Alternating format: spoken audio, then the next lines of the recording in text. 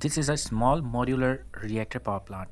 Unlike traditional nuclear power plant, SMRs are compact, factory built, and designed for higher safety and faster deployment.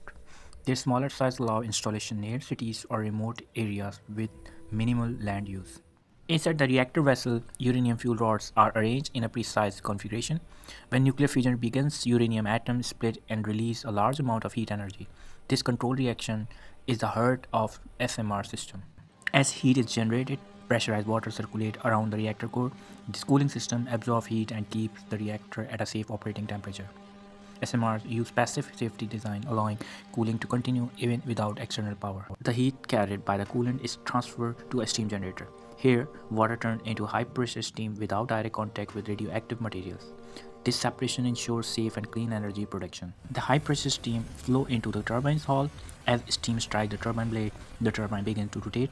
This rotation drives the generator connected to it.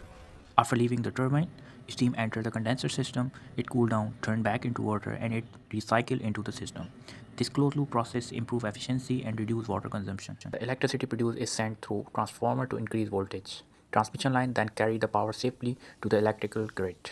Supply homes, industries, and infrastructure. Small modular reactor provide reliable low carbon electricity with advanced safety features. They represent the future of clean and flexible nuclear energy. Thanks for watching. Subscribe for more real world energy and technology explanation.